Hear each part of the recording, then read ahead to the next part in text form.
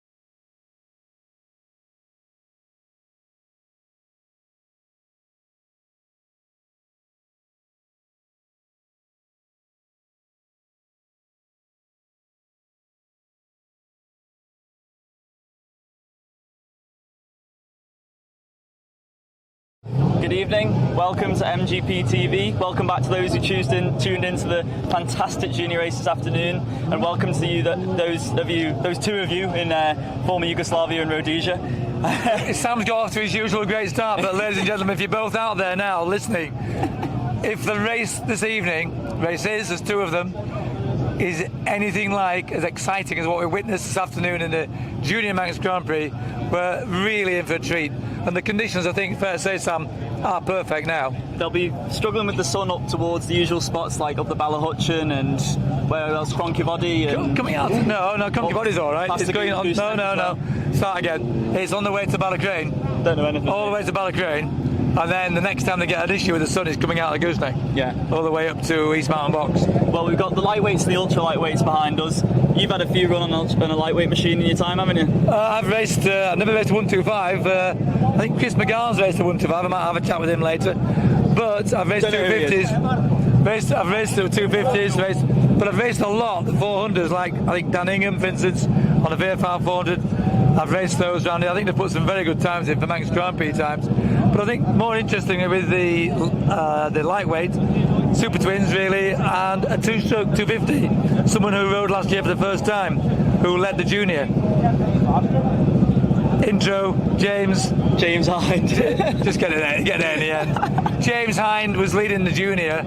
He's out again this evening. I believe he is anyway. On a two-stroke. Oil leak in the junior, which retired him at Greba Bridge. Yeah. Ned, who was our cameraman, photographed by Mr. Ned Bowers. He went storming off up towards the Kermode's house up the hills. I don't think he was very happy. He had a commanding lead of about 10 seconds, but he's got to put that out of his mind now, hasn't he? Well, we've also got fastest in practice of Francesco Caringa. How about that? I mean, this is once again the European or the overseas influence is really making itself felt now. I think it's fantastic. So that's exciting. We've got another suspect there, Andrew Farrell, qualified fourth fastest, a perennial finisher on the rostrum, if not a twice winner, and last year's winner.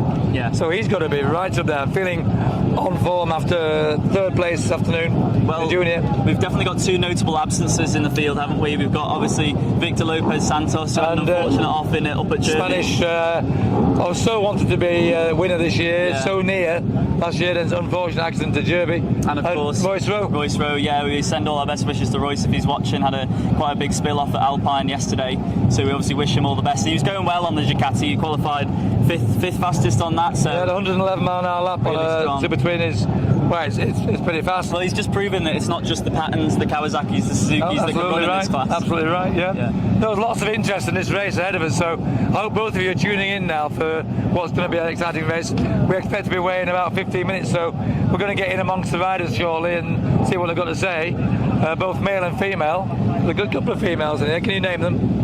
Veronica. Veronica's riding a Shelly.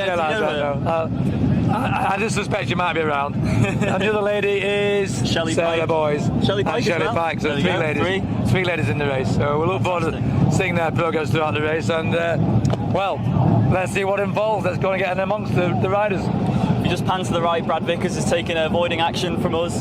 Tends to do a Michael Dunlop and stays away from the action as long as possible until he's got to jump on the thing and ride it down Bray Hill.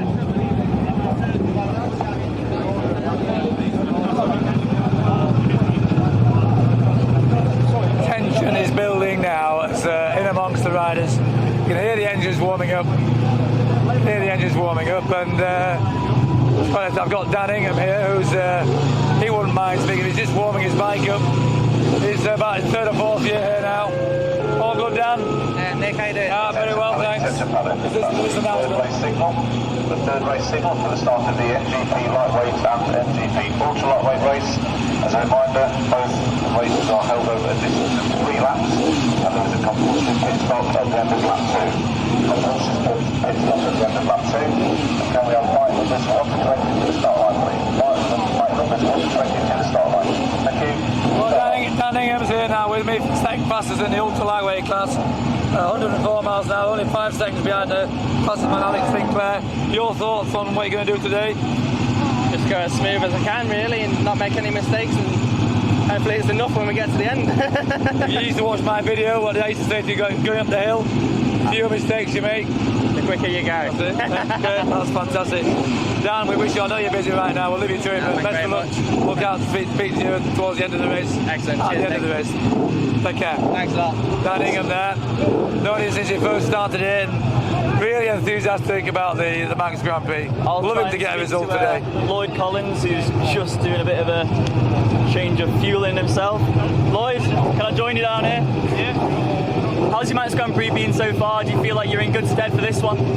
Yes, so far so good. The managed to run out of fuel at the Prix, just out of the junior there, so less than ideal. But yeah, just sort of steady away in this last one, and yeah, get some good laps in, I suppose. So it's your second Manx Grand Prix. I spoke to you at the prize presentation last year, which was almost a year ago, and you said you'll definitely be back. You enjoying your racing this year? Yeah, definitely, and it's great to get out of the 400 as well. You can get everything a bit more accurately than you can on the 600, because everything comes up a bit easier to get right. So it's kind of 400's helping the 6 and the 6 so it's going well. Yeah. So I'm guessing you can take a lot of the corners flat out that you can't usually on a 600. It must be quite a thrill. Yes, yeah, definitely. You can almost go through Balagary almost close on this, whereas the 6 not so much. Good luck for the race. Cheers, thanks. So I've got a young man here who knows a thing or two about racing. Now tell me, Michael Dunlop, how do you know the great Tommy Henry? Tommy used to play with me. All right, don't You know what way they used to play with you? Is that in a legal way? No, definitely not legal. Definitely not legal. What I want to say is that it is fantastic to see a superstar like yourself here looking after not so much the clubmen of the Manx Grand Prix. We know your heart's in road racing, and that's a great thing. Go on. You don't know Tommy is part-time superstar, full-time legend. Go on, tell me a bit more about Tommy Henry that we didn't know. We're going to ask him himself. He's a full-time legend. All right, he joined the club. Tommy Henry. Yeah. Come on, your thoughts about shooting there? You got perfect conditions just about, apart from the sun. Yeah, it's mint there now, so I was out in the 600 race there. The whole track's looking really, really good, so I'm looking forward to this 3 laps here in the fun. How many laps you got on this in the practice? Very little actually, just 3, but we're ready to go anyway. So all together with the 600 as well? 12 or 13. That's pretty good. That's more than most. And it's nice to know you've got support in high places. Will Michael be in your pit? Yeah, he's doing the fuel, so He's going to kick you or what's it when you come through? If I break down at Hilbury, I'll be no way to blame, because he's used on it. He's used breaking down at Hilbury. Where's Hilbury? That's near the end, isn't it, Hilbury? Near the end of the cup. We've got Chalk the first with us. Chalky the first. Chalky, yeah. He's here. Wherever he's about, there's always trouble when he's about. He's looking for Sadioki tomorrow night. He's wearing an otter's pocket there, so he's ready to go. So You guys, going to wish you all the best. Safe ride, all the best. Thank you. Cheers. Great, Michael Dunlop there. Always not short of a few words to say. What a treat that was to listen to. That was fantastic. Attention paddock, can we have flight numbers 21 to 40 please? Only on the Isle of Man, Nick Jeffries, would you say perfect conditions apart from the sun? Well, it's a bit of a low one, that's all. It's an issue. I think you'll find all the riders have got smoke visors on, dark visors. I think they're getting instructions to go onto the pit lane now. From the pit lane to the Glen Country Road. Make our way up to Glen Country Looking at Road. the beautiful pattern there. And you did this same walk in your racing career 99 times, 99 starts. I thought you said in 1899. Yeah, I've done it a few times. It is tense. I mean, what we're going to do, we're going out on the circuit, the most famed circuit in the world. That's not to dress on the danger, but you know, you've got to keep it between the hedges, and they know that. Well, was it the famous Joey Dunlop that said there's a green blur and the grey blur. Yeah. You've got to keep it on the grey blur. Get the green blur to either side. Yeah. That's the secret. And you know, the sun, Sam, the sun is a bit of an issue. Yeah. It is a bit low. And don't forget, there's going to be an hour's racing, so that sun will be lower on the last lap. I'll just grab Brad Vickers while I can. Brad, decent run out on the 600 today, but surely you've got to fancy your chances on this immaculate machine that Robbie Sylvester's prepared for you. Yeah, cracking little machine, isn't it? Yeah, it's nice something for it, isn't it, really? Yeah, that's the main thing. Nick Jeffries was saying the conditions are perfect apart from the sun, but it's what you got to deal with here, isn't it, when you're going up to the Ballahutchin, and how difference does it make to you trying to pick your line? Don't bother me, really. Love you. Flat out. Good luck for the race, mate. Cheers, pal. This is always the battle Let's try and find Nick Jeffries again. There he is. There he is. I was going to chat to David McConaughey, but I think he's gone hiding. Oh, he's hiding behind the bike. You know this young man behind there, don't you? I'm going to leave him to it. I think he looks like he wants to be left alone, which is fair enough. I'm the same. David McConaughey there, number 9. Qualified 7th away at 110 miles an hour. I fancy a sit down, so I'll go speak to Dave Butler over here. Dylan, you know that. Dave, you do realise there's a perfectly good bus stop over there you can sit in. Sometimes I wish I took the bus around here now. Looking forward to this now, see how we get on. Didn't have much luck in the junior, so I'd like to say I would concentrate on this, but it's going to be a hard race, I think, you know. Well, you've certainly showed you've got pace in practice week. You were right up there at the top with Francesco. I mean, what's the strategy for this? Just head down, arse up? More or less, but I've had a pretty quiet weekend because I flew an engine on Saturday and another one on Monday, so I don't really know what this is going to do. So I done one lap yesterday and I came in, I wanted to go back out, but the gate was shut, so I kind of on the back foot a bit here, but as soon as that tap goes, I'll be gone. Do you feel like that having a run in on the junior this morning has got you sort of race ready? Not too bad. Like, these bikes are completely different, so it kind of gets you up to speed a small bit, but the track is in good condition. That's the only thing it gives you. But other than that, not really much the same. You know what I mean? We're probably doing similar speeds on both bikes, which shouldn't really happen. But anyway, good luck and stay safe. All right, cheers. Thank you. Thank you, Sam. Well, we just found out now that Andy Farrell's not going to start, so Francesco Caringa, who's fastest in practice, is now going to be second away. And because Chris McGann knows him really well, I'm going to hand this microphone over to Chris McGann. Have a quick chat. Here we are, Chris. Well, it's not just Francesco. We've got Stefano Bonetti, who came a brilliant second in the senior classic race, and then we've got Leonardo, who's a translator, but at the moment Francesco is in a private situation. He's in the bathroom. he's having a comfort break. That's allowed. Right, we've got Mark Purslow over here. We'll have a quick word with him.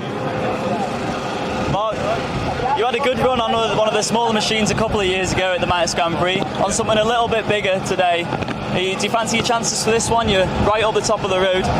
Yeah, we got some good, nice, clear run. So, I mean, we'll see what it will be because the motor in this now, she's getting a little bit tired, but yeah, I'll give my best. You know, I'll give my all today, and what'll happen will happen. I just want to enjoy it. You know, have a good, safe race, enjoy my racing, and yeah, fingers crossed.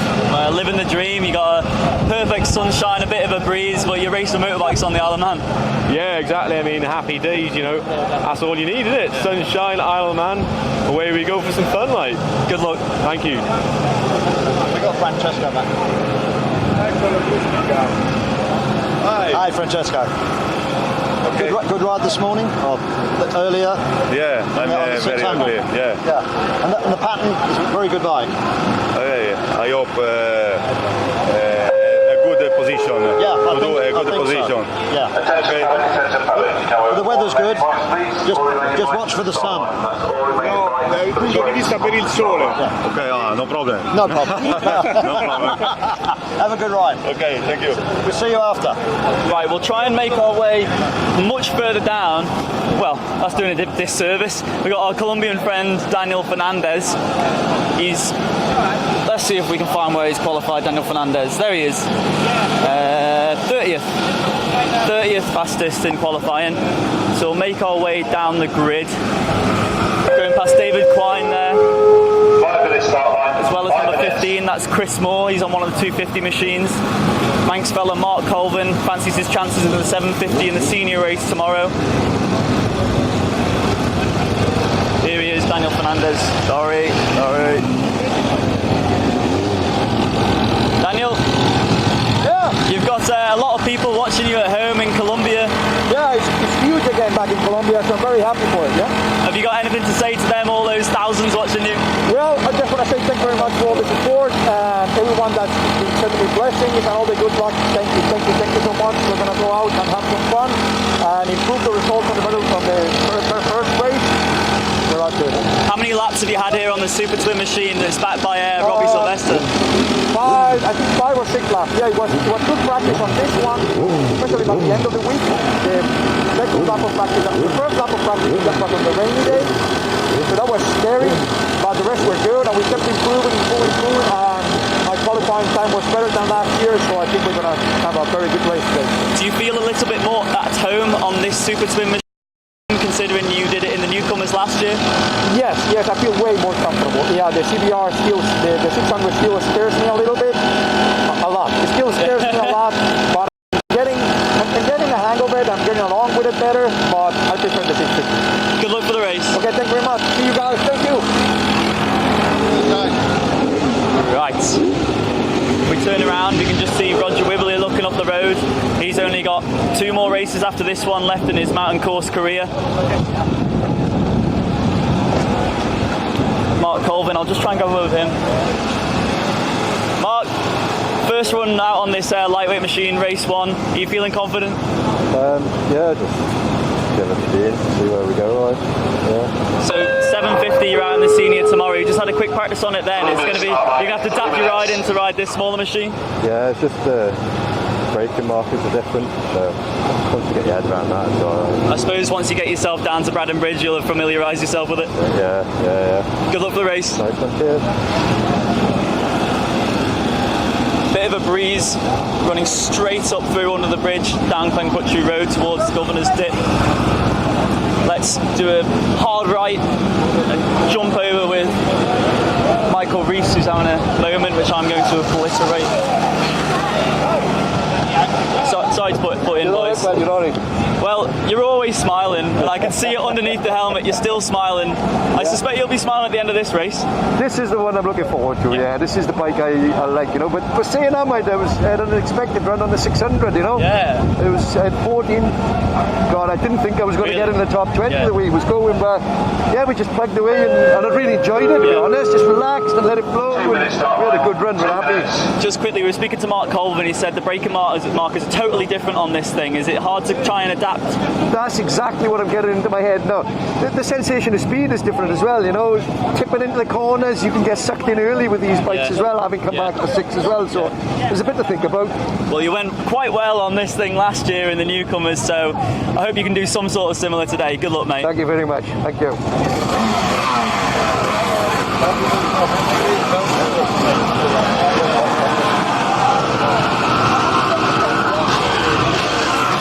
James Hine, number 6.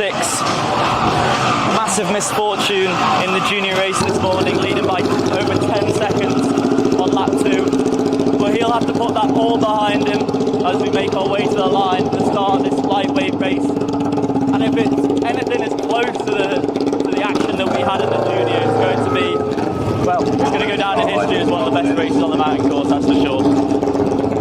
So, we've just seen that number 1, Andrew Farrell, is not out in this race. Andrew Farrell is not competing in this race. We'll ask our researcher Chris McGahn to find out why that is, but no Andy Farrell in this race, the winner of it last year. There's Mark Purslow.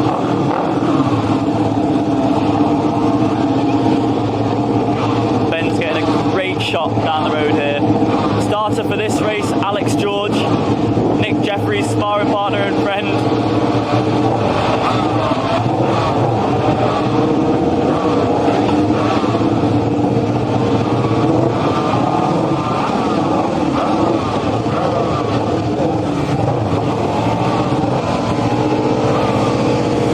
So leading them off the line, number 2, Mark Purslow, with the absence of Andrew Farrell. We've just got the start signal, 10 seconds away from the start of lightweight race 1, the Manx Grand Prix Supporters Club lightweight race.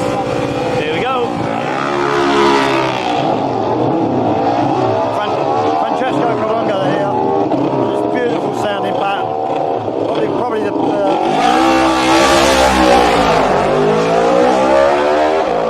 Had to cover my ears for that one. Number 4 is Darryl Tweed, second place newcomers a couple of years ago. David Butley down here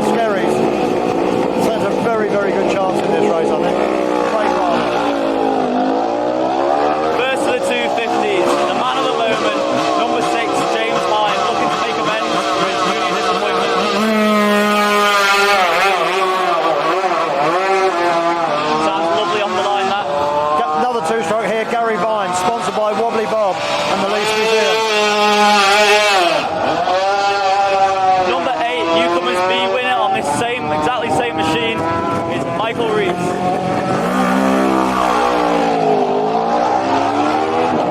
David McConaughey, another fine rider looking for a good result.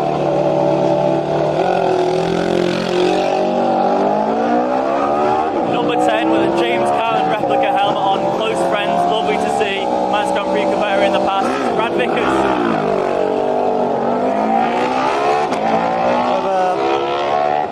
A rider gap here, so this guy will be going 20 seconds later.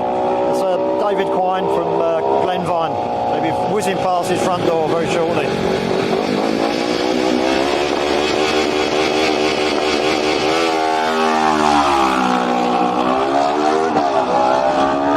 Number 15 on a two-stroke machine, that's Chris Moore. That rhymed. On a Yamaha, Outhwaite Plant Silver Star Service sponsored.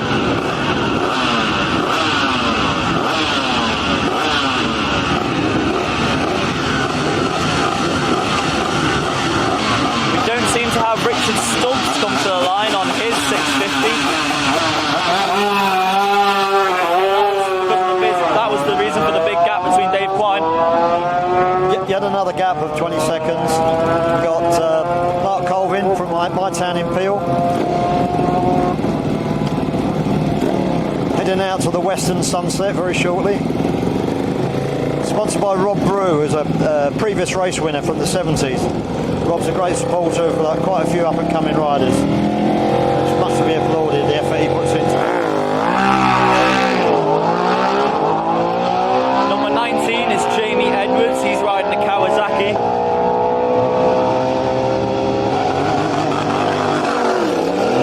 Sounds like he had his pit lane speed limits on there. One of our Scotch riders, supported by Sherlow's, another great company that's supported many new riders.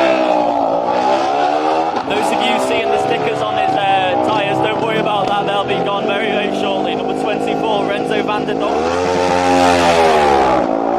He wins the award for the fastest start. Another short gap. We've got Paul Wardle going off now. Redditch. Number 40, second of the Robbie Sylvester bikes. He's got an board full of bikes here in the Manx Grand Prix. Number 40.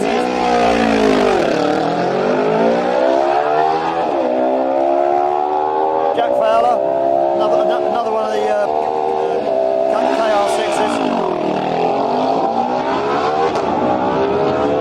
21 coming to the line, that's Roger Wibbley on the York Suzuki.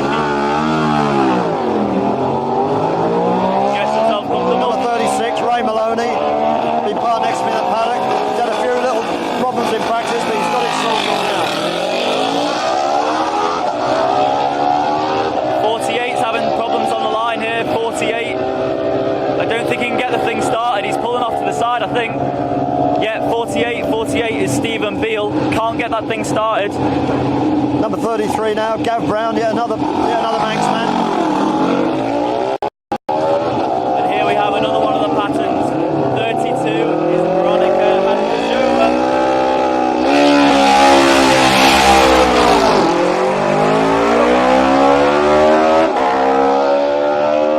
Getting laughed at from across the road, that's close my ears. We've got one rider can't start, so it's causing a bit of a mix-up in the riding order. I think they're going to funnel him back in.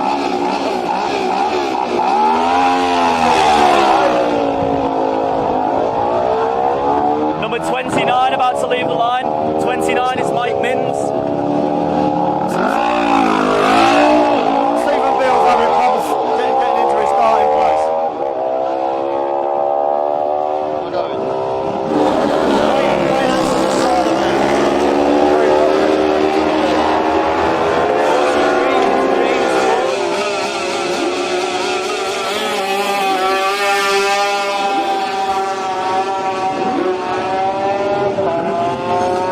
Adrian Morris on another two-stroke reverse cylinder. 38 getting some invaluable lessons from Michael Muller before the race. 38 is Tommy Henry.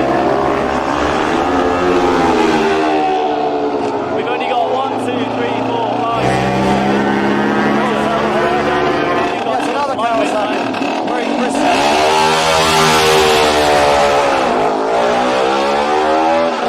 He is splitting action here in the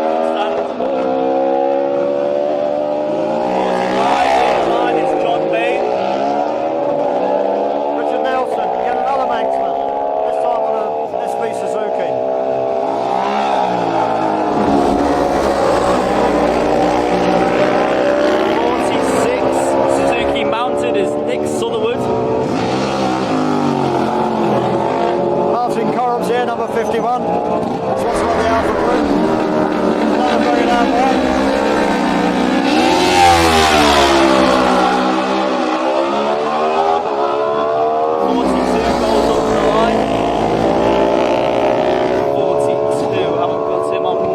As of yet, but we'll find the number for you.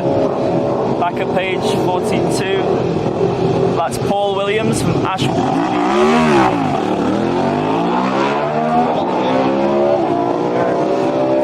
Stephen Beale, they eventually let him go away.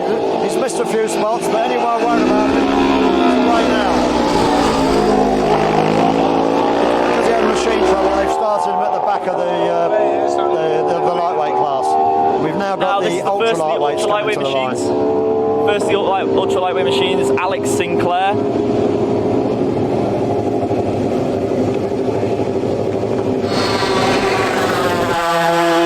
As we wait a few seconds for this ultra lightweights race to get started, we have the first riders at Glen Helen with Francesco Coringa leading James Hine by 2.6 seconds. Dave Butler only 1.5 back on him. So that's 4.1 seconds covering the top three. Mark Perslow's fourth, Michael Reese is fifth, only 2 seconds back on Perslow. Chris Moore sixth, Vickers seventh, McConaughey eighth, Quine ninth, and Darrell Tweed rounds out the top 10.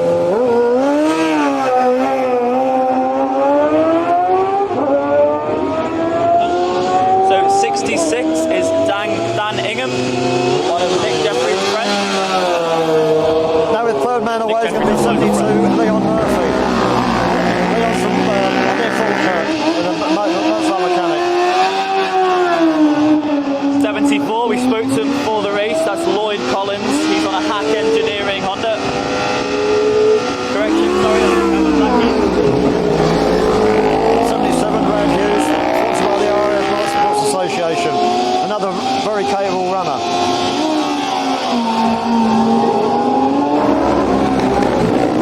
71 rolls up to the line, Yamaha mounted, that's Alan Johnston. Number 61 now, my old mate Tommy Snow. Tommy's a fantastic little rider on these lightweight bikes. This is specialised on 125. 69, the first of the Kramer single-cylinder machines, that's Sebastian Wicks.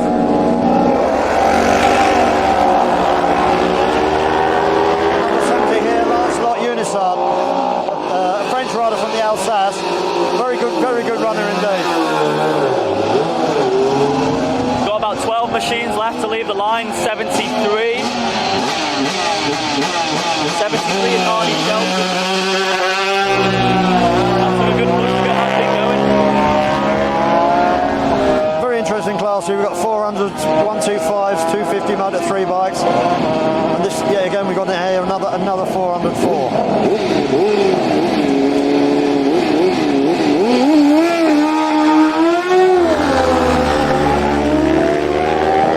82 on a Kramer. That's Sarah Boyce. They are fast off the line. Yes, another 4, Stephen Price. Strange greeny coloured bike for a Honda, but there you go. 75 leaving the line on 63rd position is Nigel Moore.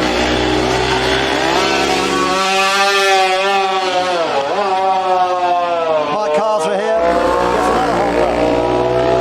Fantastic machines in the day, but still being used to great effect by the riders today. News at the lap is that James Hine has taken the lead over Francesco Coringa by 3.7 seconds, with Dave Butler only 1.4 back on Coringa.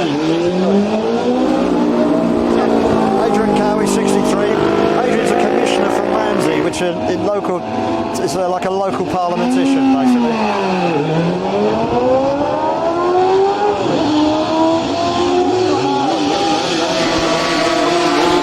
Shelly Pike, one of our lady competitors on a Honda 4.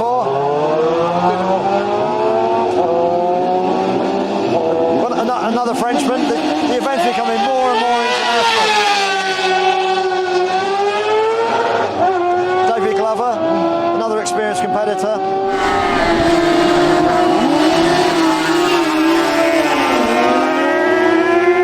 Derek Whitehead, another Scotsman from Edinburgh. An excellent looking machine. The final riders are going now, number number 65, Stephen Moody.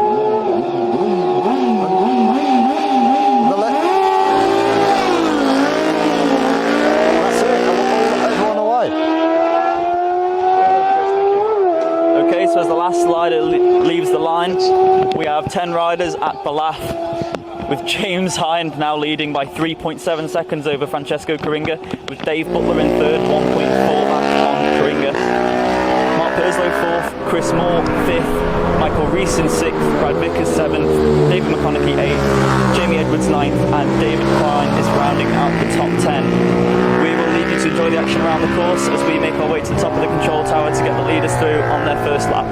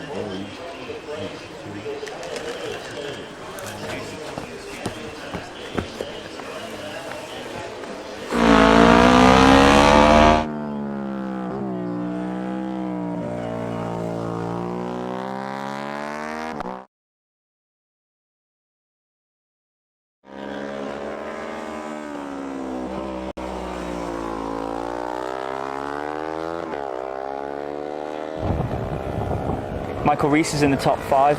Fantastic result from him. He's 5 seconds behind Mark Purslow. And I can report that Lancelot Unisod is still leading at Balaf in the ultra lightweight race. He has a 2.8 second lead over Daniel Ingham, who in turn is 1.49 seconds ahead of Rob Hughes. Bradley Hughes, I think. Bradley Hughes, sorry. And Alex Sinclair is another, he's 0.44 seconds behind Bradley Hughes. And then 0.6 per second is Leon Murphy. Tom Snow coming in there in 6th place at the moment. And I see that Lloyd Collins has come through as well. And Sebastian Witt is the first of the Kramer machines. He's in 8th at Balaf, 0.2 back from Lloyd Collins. Only 11 seconds behind the leader. 11 seconds covering the top 8. 24 seconds. Sarah Boys to get through Balaf on this lap. So we got lights on for 2, 3, 5 and 6. That's Purslow, Coringa, Butler and Hind at the Cronkemona. Chris, what speeds are you predicting they're going to do There you go, come on. We had Mystic Jeffries in the first race. Mystic McGahn, that has a better ring to it, to be honest. The James Hines one, I can see him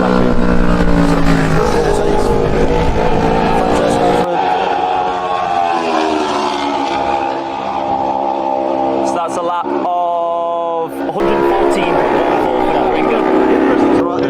So we should be seeing James Hine doing 115. 15. That's what I was thinking. 15, doing a 14:15. So that's correct. Here we go. Here's James Hine. 115.20. Butler.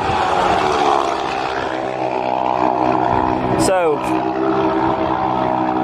4 riders through the grandstand. James Hine leads Coringa by 10.9 seconds. Coringa with Mark Purslow 4th, 24 back on Butler.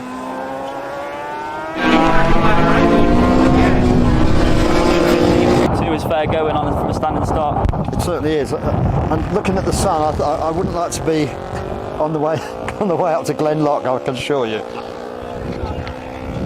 That is a lap record I'm hearing for James Hine from a standing start. But he's obviously making up for his disappointment in the junior, because so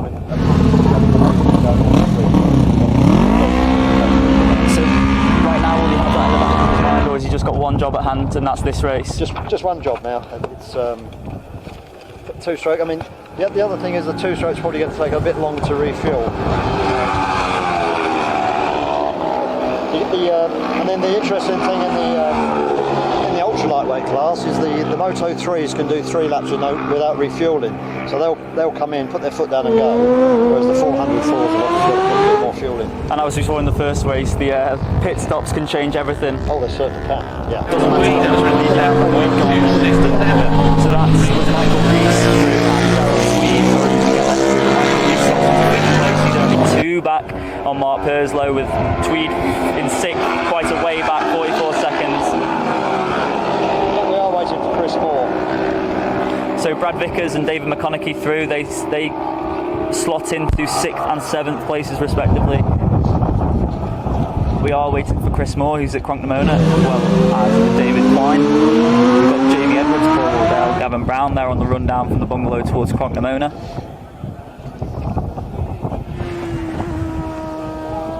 So the lead for Hind at the end of lap 1 is 10.9 seconds.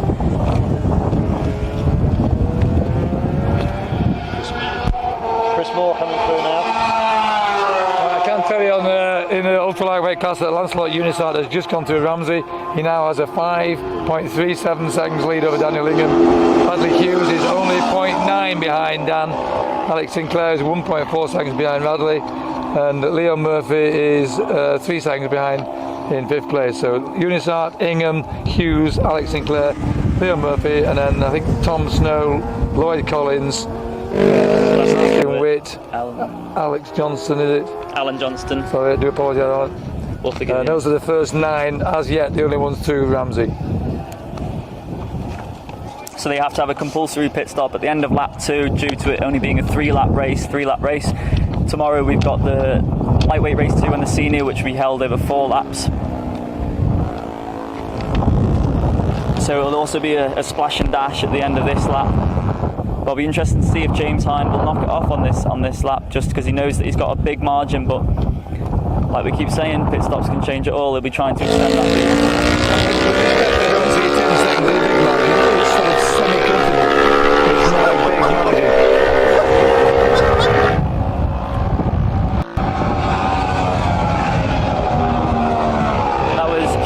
And Mark Colvin as the wind picks up here at the top of the control tower. It's a bungee cord before he flies off the top. Something to do with the ears, I'm not too sure. Touche, my brother. Great.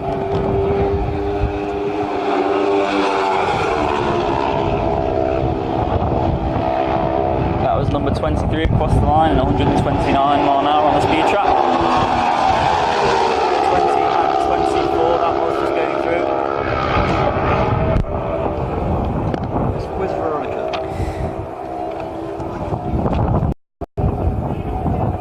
Veronica is at the bungalow and she's featuring in 23rd position behind James Ford, Wayne Axon, Daniel Fernandez solidly running in 18th, Roger Wibberley, Pete Murray, Stephen Horn, Renzo van der Donk, Jack Fowler and Gavin Brown. So the next rider to come through, that was Jack Fowler.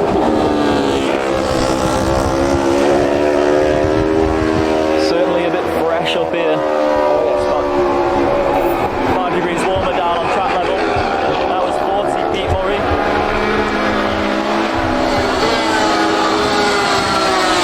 In the ultra-lightweight class, Lancelot Unisite was on that sector there, well up to Ramsey, over 2 seconds faster than Danningham. He had the fastest sector above anyone.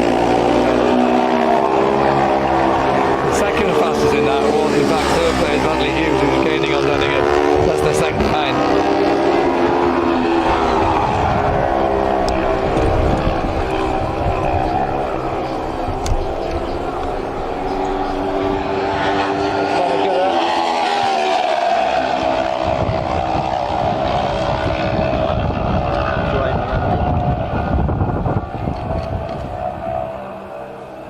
So we've got lights on for 25, 26, 29, 32 and 43 at Cronk Namona. Who's your friend Veronica? That's your friend, mate. There's 26, that's Daniel Fernandez, Colombian rider. It's quite a way to come. Yeah. So Daniel Fernandez, let's get a time for him if we can. These technology things, eh?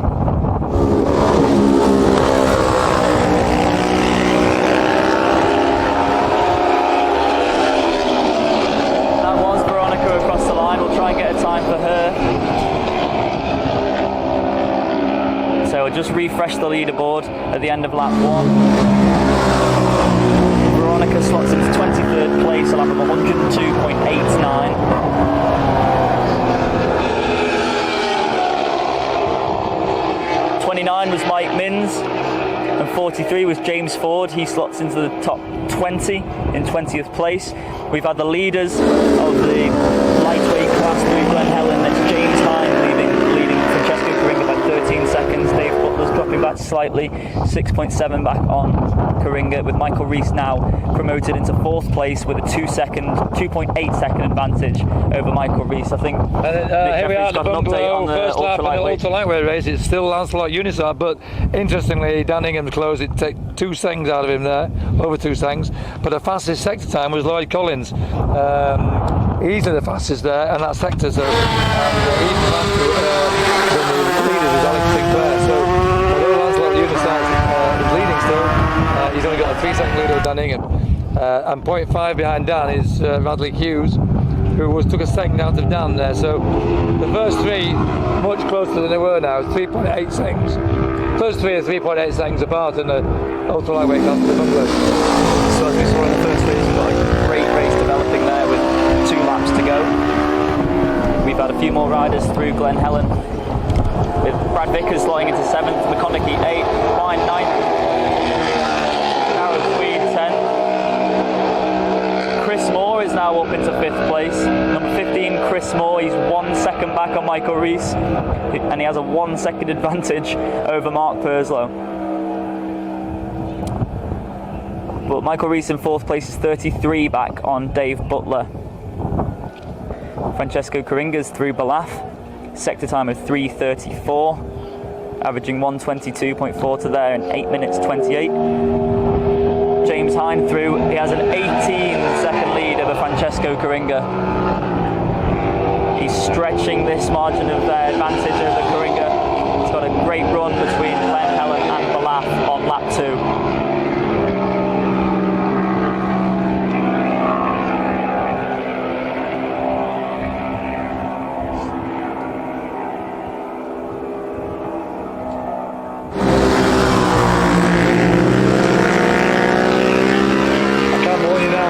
Change in ultra lightweight class, and we couldn't wait for Lancelot Unisart to get there, but it has changed.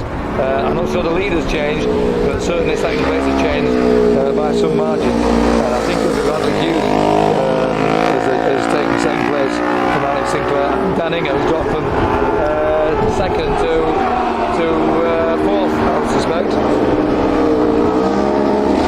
That's Alex Sinclair going through. Firstly, ultra lightweight through the grandstand there. That was Danningham through as well. Danningham's ahead of Alex Sinclair, 104.41, 3 seconds ahead of Alex Sinclair. So we are waiting for Lancelot Unisart. I can see now he was through there, still in the lead, but only 2 seconds ahead of Bradley Hughes. So we'll get it all straightened out as it comes to the grandstand as you follow the lightweight class. That was Lloyd Collins and Bradley Hughes through the grandstand. Well, yeah, that's number 70, Lancelot Unisart, started 1 minute 10 seconds behind Alex Sinclair, so he's going to be here, but he's just slightly ahead. I suspect he will still be the leader after lap 1, but it's a close thing.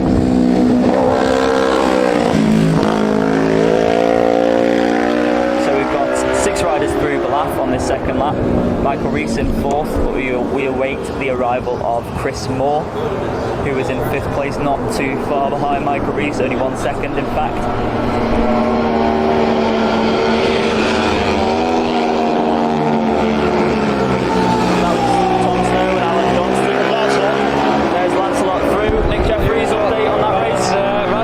Taking the lead. He's 1.4 seconds ahead. Is Bradley Hughes of Lancelot Unisart. Brilliant recovery there by Bradley Hughes. 104.60 for Bradley Hughes under the right water. 1.4. I'll give you quickly the top 7. It's Bradley Hughes, Lancelot Unisart, Danningham, who is only 2 seconds behind Lancelot, followed by 4 seconds behind 2 seconds behind is Alex Sinclair, Lloyd Collins 4 seconds further back, Tom Snow 5 seconds further back, Sebastian Witt 2 seconds further back, and Alex Johnson is coming in 11 seconds further back.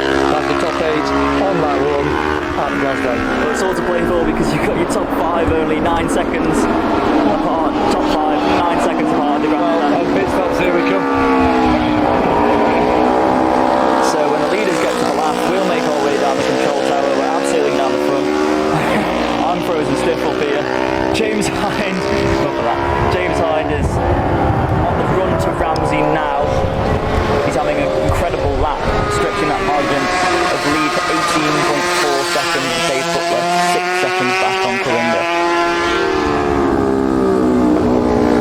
So with James Hine being on a 250 machine, Francesco Coringa on the pattern, what are the differences likely to be with pit stop times? I think that obviously the Yamaha, the two shows,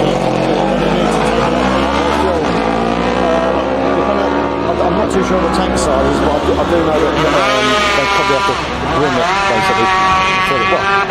It's because it's guesswork. That's the problem with it. But they've only got to do 1 lap after the pit stops as well. But it's like it's guessing the fuel, which is always a problem. If you could pit stop on the first lap, top it, then you know you're going to do the 2 laps. Yeah. Some people measure it and then they measure short, and it's the worst nightmare, to be honest. Better to be safe than sorry. But I think the patterns probably can just have a little tiny splash and dash, right, because they're a lot more economical. Okay, so we have the top 4 on the road through Ramsey. James Hine again extended the lead by another 5 seconds from Balaf to Ramsey. And even David Butler can make that time because the Kawasaki's can do 3 laps at the time. He'll just have a little tiny splash. He won't be guessing. So what you're telling me is that top 3 could change drastically in this pit stop? Well, it could, and as we've seen before, pit stop penalties, it's very easy just to get caught as you come out. You've only got to be a split second, and then that's 30 seconds. Well, we'll leave our 2 viewers from Yugoslavia and Rhodesia to ponder on that thought. Just to let them know, though, that the grandstand on this side is absolutely jam full and nearly full on that side. So there's still a massive interest in this race from the crowd. Well spotted, Nick Jeffries. And of course, the grandstands are free again tomorrow. There we go. The grandstands are free on Thursday, not Friday. That's the Manx Grand Prix for you. Wonderful stuff. Right, we'll be back with you in a couple of minutes. I'll turn that off.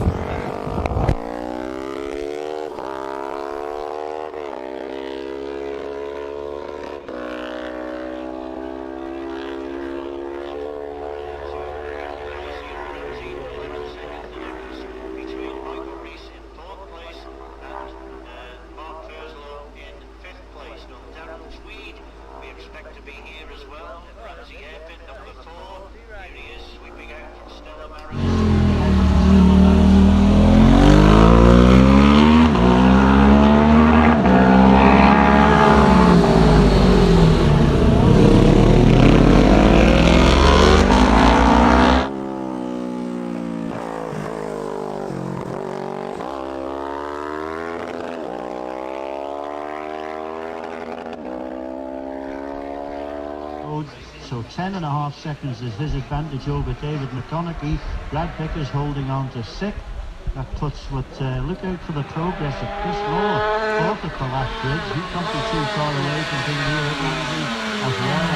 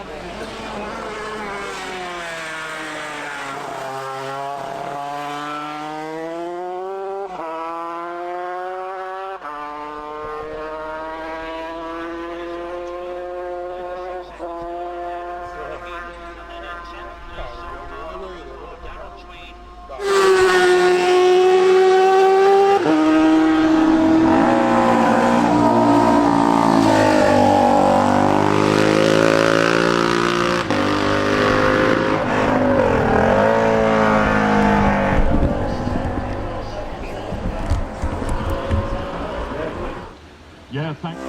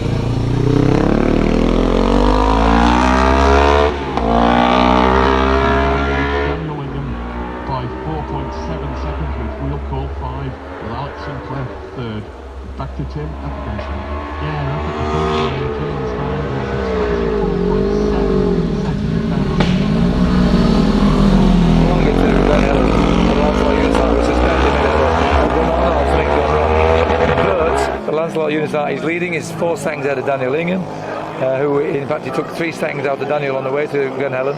Alex Sinclair's 3rd, Bradley Hughes is 4th, Lloyd Collins is 5th, and Tom Snow is 6th. We're all at Glen Helen, yes.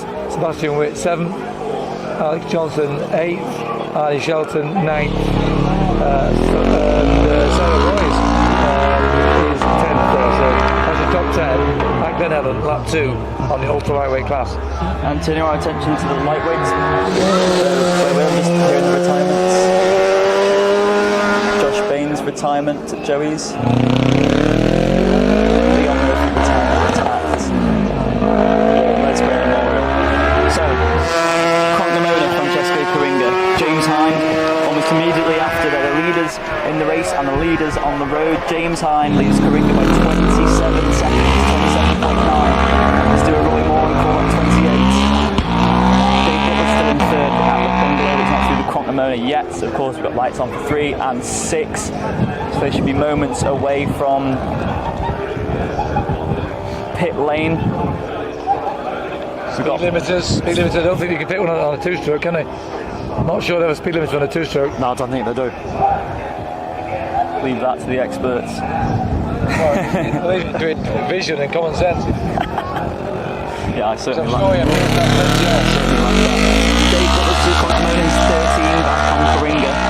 But as Chris McGann was saying just before, James Hind will probably have a longer stop than Coringa, and Coringa will also have a longer stop than Dave Butler. So this could all change as the klaxon sounds. Will it be expecting Coringa, but James Hind very close behind him? Will it be that way? They've come in together.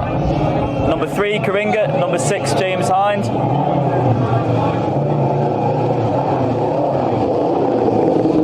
Right, leader of the race, James Hind, in at the grandstand, 116.45 on that lap. Boys on fire. He has obliterated the lap record. We have applause coming all the way down pit lane and from the grandstand behind us. Takes a tear off. Takes some drink on board. And as suspected, Francesco Coringa has had a very quick stop there, certainly much faster than James Hind. James Hind is still in the pits. He's still in the pits. He's got it started. He's away now. That's definitely under 60 kilometres an hour. He's done the right thing there. 43, I'm reading, 41, and he's away. So, pit times, Francesco Coringa was 36 seconds, James Hind was 50 seconds. So 14 seconds was the difference in a 29-second advantage as they came into the, as the Americans call it, the gasoline alley. Butler away.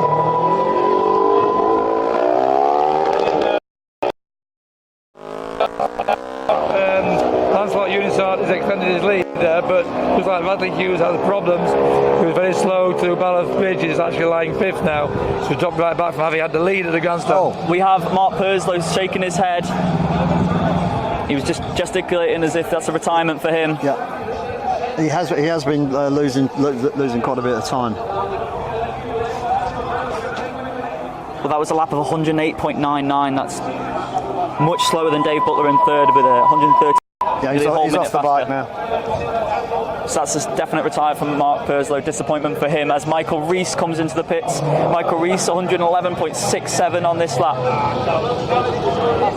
Pit crew there, so a lot of experience in there. It looks like for the two.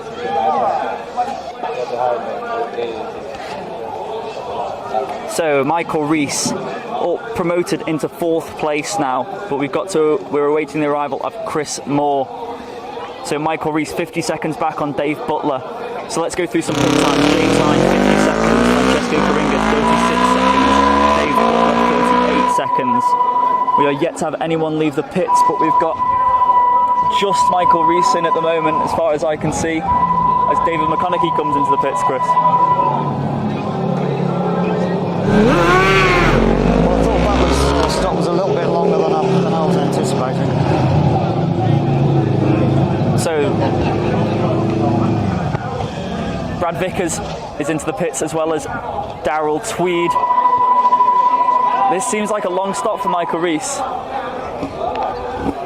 It certainly does. I mean, I would have thought he'd have ignored by now. I mean, they're only chucking fuel in for one. They're only putting fuel in for one lap. There we go. Sorry, was that audible then? This is a slow stop for Michael Rees. So slow, considering Brad Vickers came in a lot longer after. 57 kilometres, yep, he's fine. Darrell Tweed is out of the pits as well. Now then, let's see Michael Rees, 1 minute 35 in the pits. That's a ridiculous amount of time. That's a whole 1 minute bit slower than Francesco Coringa in second place. Chris Moore came into the pits and he was 0.149 ahead of Michael Rees, but he did a stop of 40 seconds, which is 55 seconds quicker than Michael Rees, so Michael Rees has got a lot of work to do on this final lap. It looks like he's filled for another 2 laps. It did look like it, didn't it? It really did. We're just expecting the ultra-lightweights to get to Ramsey. The first few are through, but we are waiting Lancelot Unisat, who was the leader of the lap. We'll give you the update on that in a moment. 12, Dave Quine is away.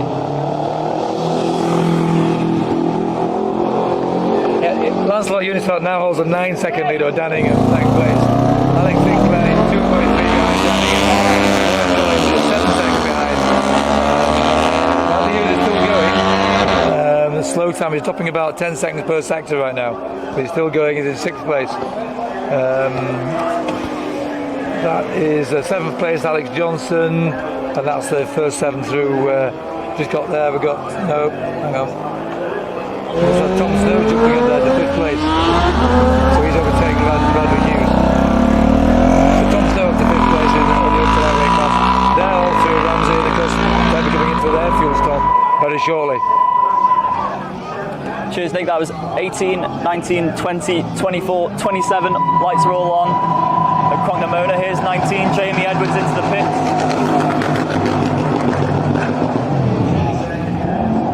18, Mark Colvin is away. I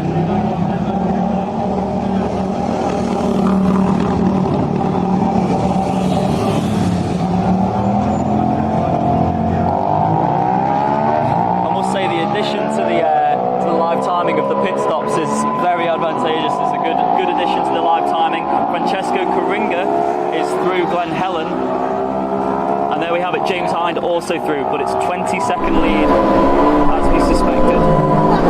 The lead would be smaller than it was coming into the pits, but it's still a 20-second lead for James Hind as they go on to their final lap.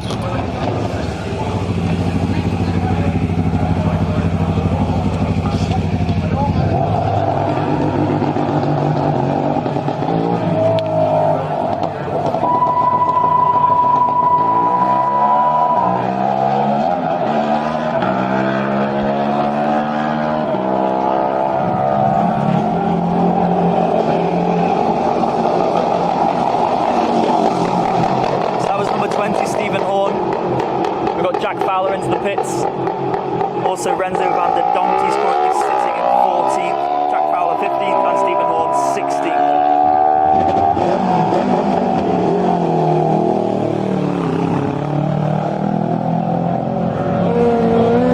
Dave Butler's through Glen Helen on the 3rd and final lap. He's 16 seconds back on Francesco Coringa.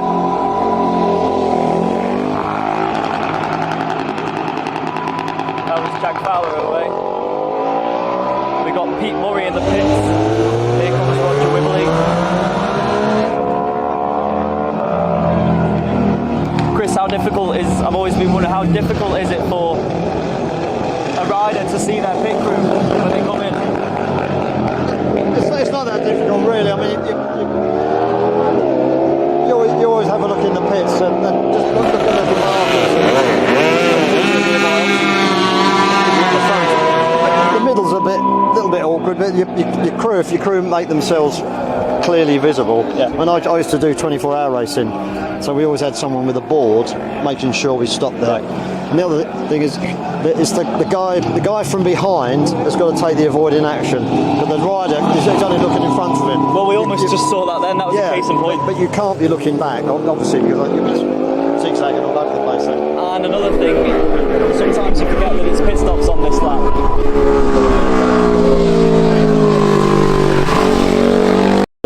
It has happened before. Yeah, it's happened many times with Philip McCallum. Going straight past the pits on a fuel stop. Getting to Philip. Yeah. You did it once in retiring it.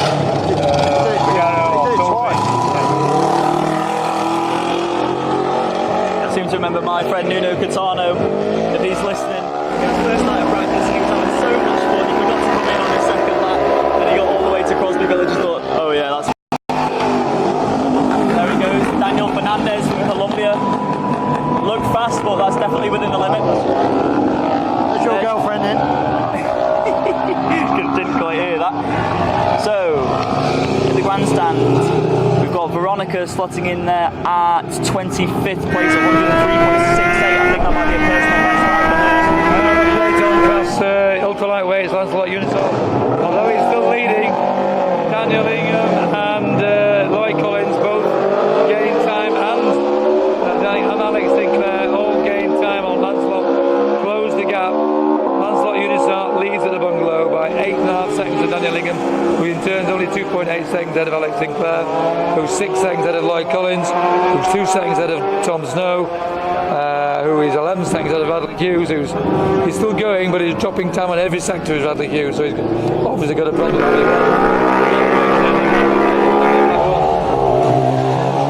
Don't forget they're going into fuel any minute now. So looking at the pit times again, Roger Wibley only 16 seconds in the pit. That was a definition of a splash and dash. We've also got Mark Colvin, 17 seconds. Paul Wardell, 16 seconds.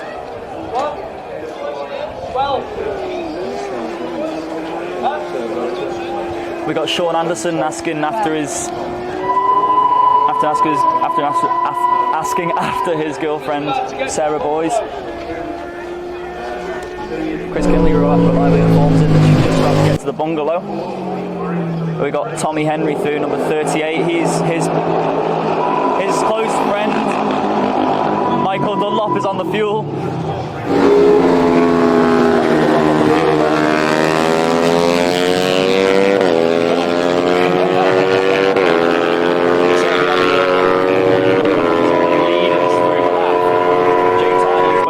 Seconds. Daniel Ingham still he's at Congnamona now. The difference between him and Alex Sinclair is 1.6 seconds. Obviously we're waiting for Lancelot Unisol, but Daniel Ingham's still got second place. 1.6 seconds the gap now at Congnamona. His light will be on now, I think.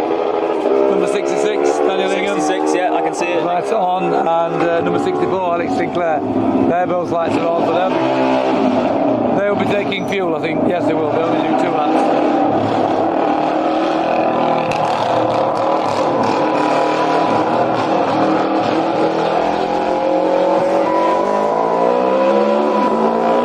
So the klaxon sounds 2 more times. Nick Jeffries on the lights on for Unisol still leading Congnamona, and all coming into fuel now.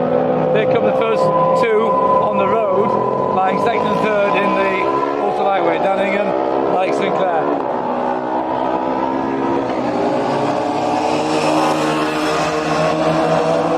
Dan Ingham's having problems getting started. That's not good.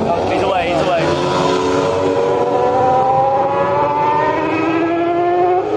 So he came in after Alex Sinclair but left before him, so that's going to change the complexion of the race.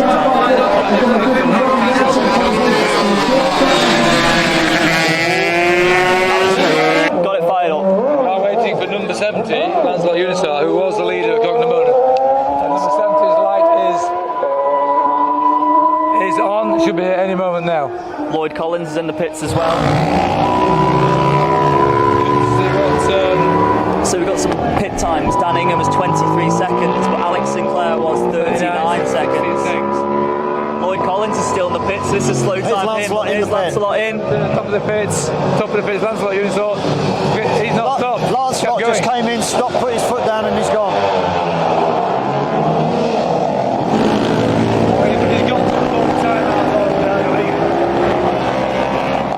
I'd imagine Lancelot's got a lead of over 20 seconds.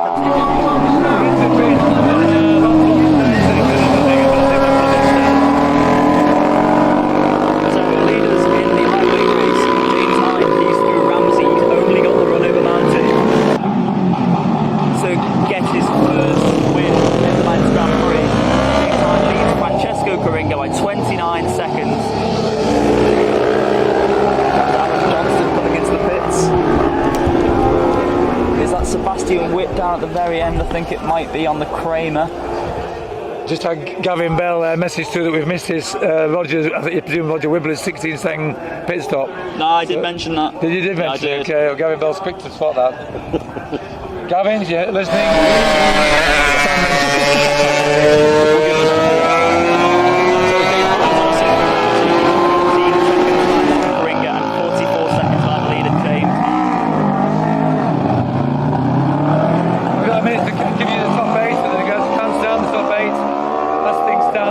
at the end of lap 2 and after a pit stop, but we don't know. It's going to adjust itself at Glen Helen. Lancelot Unisart is 9.7 seconds of Dan Ingham. He's 7 seconds of Alex Sinclair. Lloyd Collins is 3 further seconds behind. Tom Snow is 5th, 1.4 behind Lloyd Collins. Bradley Hughes is 16 seconds down, and Tom Snow. Sebastian Witt is 7th, and Alex Johnson is 8th. And Shelton is 9th. Those are the first 9 through the grandstand to start their last lap. So after that really slow pit stop from Michael Rees of 1 minute 35 seconds, he's down. He's down in 8th place now. 8th place. He's 6 seconds back on Paul Wardell. He's on a great run. Seed number 23. He's running in 7th place at Ballath on the final lap. Even the fact that he's in 6th by Vickers and Chris Moore in the race on 4th place.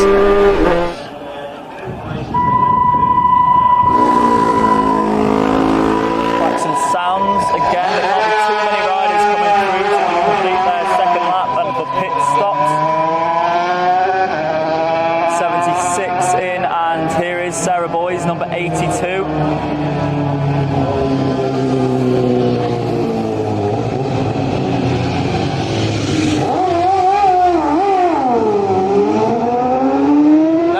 There you go, that was 70 kilometres an hour for, I didn't quite clock that who that was, but that's definitely a pit lane speed and penalty. Oh yeah. All the Kramers.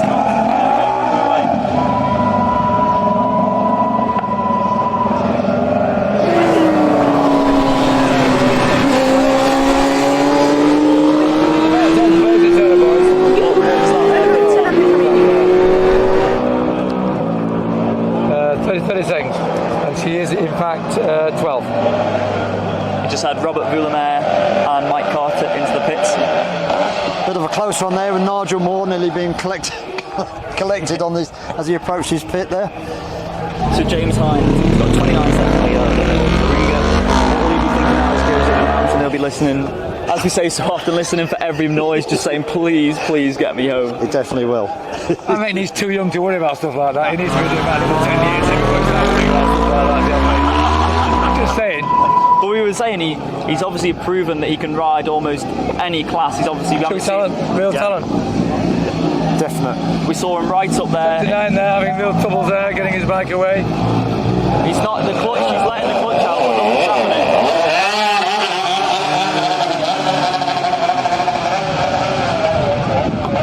What's happened there then, Chris? He seems to be letting his clutch out, but nothing seems to be engaging gear.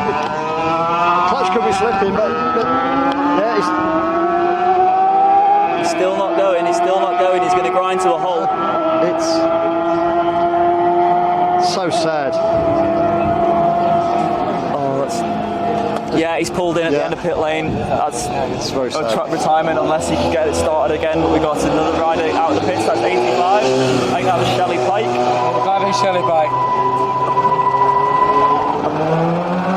So James Hind is through the bungalow. He has a 29-second lead over Coringa with Dave Butler through as well, 17 back on Coringa. Well, we're going to be covering the leaders of the lightweight race. You could argue the main event if you want, but I'll be studying whilst Chris and Sam are looking at the outcome of this lightweight race. I'm going to be looking at the ultra lightweight. At the moment, there's only Dan Ingham and Alex Sinclair through Glen Helen on their final lap. That coincides with the leaders of the lightweight class coming down the mountain now. So we're studying climax of that race.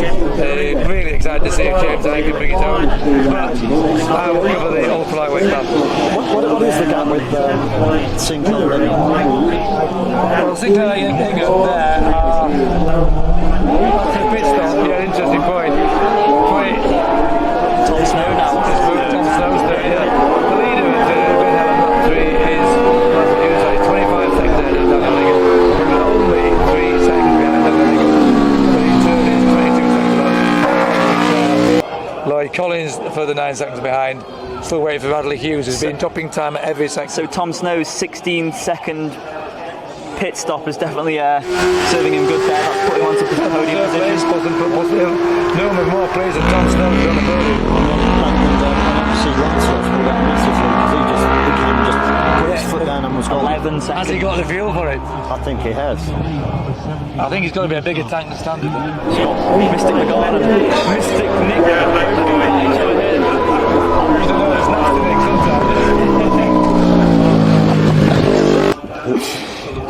But concentrate on the lightweight class because they're coming down. They're going to be at Cronk-na-Mona any moment now. They'll be at Cronk-na-Mona very, very soon. They're obviously together on the road. Here we go, just on cue, together on the road. Both broke the beam at Cronk-na-Mona. It's James Hine, Francesco Coringa. He hasn't got far to go now. James Hine to pick up his first Manx Grand Prix victory. Sector's exactly the same. Yep. They just going cruising around together. The sector times are almost identical. 2 minutes 37.079 behind.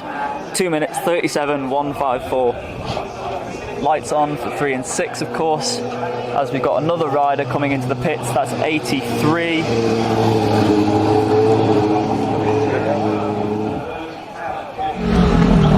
Dave Butler's broken beam at Cronk-na-Mona, 18 seconds back on Coringa. Chris Moore in a very behind full place like Chris.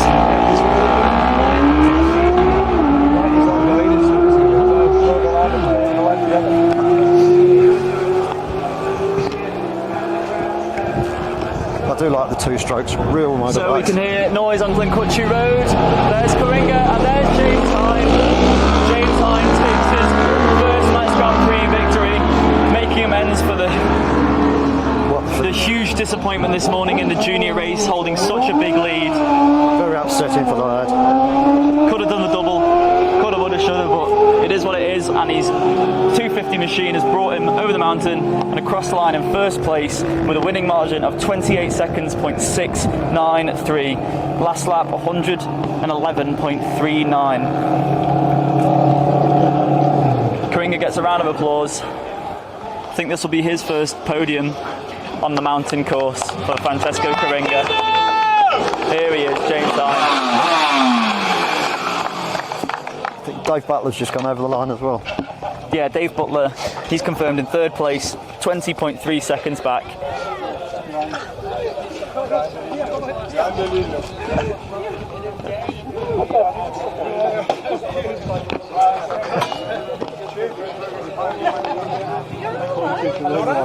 Got some very emotional faces in there, Chris. Yes, definitely. What's it like turning right into the winner's enclosure? You've done it a few times. Mr. Nick Jeffries has done it as well. He's had a few fourths, albeit, but he's a TT winner. A lot of fourths, 18 podiums, man. But whatever, it's great. Forever. I'm pleased for them to see them coming in and the emotion, overflowing emotion from the support crew, the wives, the lovers, male or female. It's fantastic to see them. The worst thing I've ever done is actually been pit crew. You're going, did I tighten everything up? Have I put enough fuel in it? And you're just going through absolutely everything. So we've only had 3 riders across the line. There's Dave Butler slotting into third place, getting his friend James Chalk. Well, before you get to interview, just update a Balaf on ultra lightweight class. Lancelot Unisort. He's now 24 seconds ahead of Daniel Ingham, who is 4 seconds ahead of Tom Snow, Alex Sinclair, Lloyd Collins. That's the first 5. Unisart, Ingham, Tom Snow, Alex Sinclair, Lloyd Collins. Balaf, last lap. Let's have a word with Francesco if we can. Francesco, my Italian isn't great, but try and describe how you're feeling. I'm very happy. It's a dream for me. It's incredible. So, first podium on the mountain course. Is this the best moment of your life? Yeah, I'm very happy. The first podium, and I thank all the team, on the family, and on the sponsor. Congratulations, mate. Well done. Thank you. Well done. Thank you. Get round and try and have a word with Dave Butler.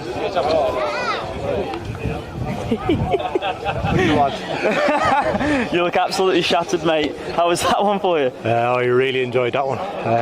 Yeah, that was good actually. Head down from the start. I was pretty nervous before it, but... You did seem to have your reservations about the 650, but she's trusty. She brought you home. Well, yeah, trusty so far, but another race tomorrow, so no, I pushed on a fair bit in that one now.